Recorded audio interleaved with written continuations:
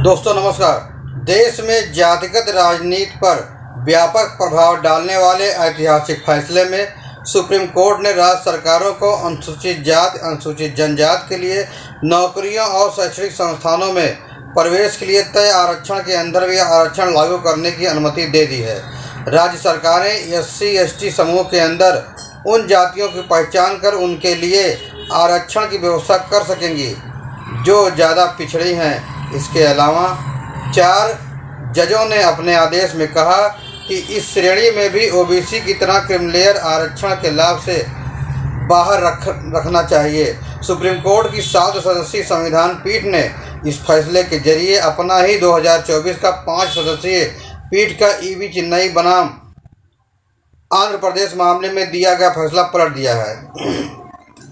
शीर्ष कोर्ट ने राज्यों की SC/ST जैसे आरक्षण वर्ग के समूहों को उनके परस्पर पिछड़ेपन के आधार पर विभिन्न समूहों में उपवर्गीय करने की शक्ति को बरकरार रखा है ताकि ज़्यादा वंचित समूहों को आरक्षण का लाभ दिया जा सके।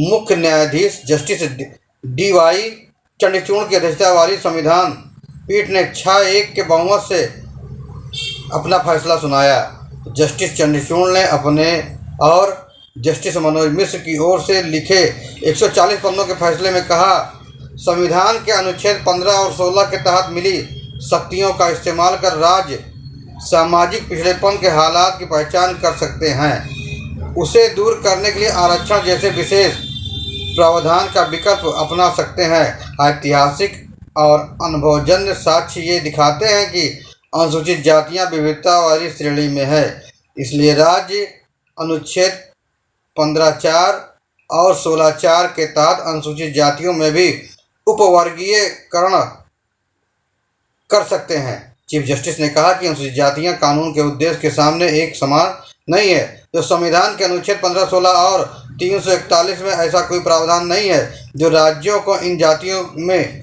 उपवर्गीकरण से रोकता हो। हालांकि चीफ जस्टिस ने यह भी कहा, SC में उपवर्गीकरण से किसी खास जाति को ज़्यादा आरक्षण देने के फैसले की न्यायिक समीक्षा की जा सकती है।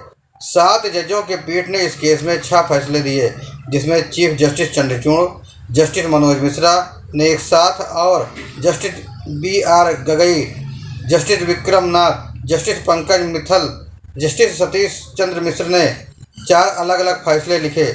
यह सभी 5 फैसले राज्यों को उपवर्गीकरण की शक्ति देने के पक्ष में थे, जबकि जस्टिस बेला M त्रिवेदी असमति का फैसला दिया है। बहरहाल जो ये फैसला सुप्रीम कोर्ट ने दिया यह सराहनीय है। लोगों को इसकी प्रशंसा करनी चाहिए और राज्य सरकारों को इसे कड़ाई से लागू करना चाहिए। फिर मिलेंगे नई खबरों के साथ। तब तक आप स्वस्थ रहें, सुरक्षित रहें। धन्यवाद।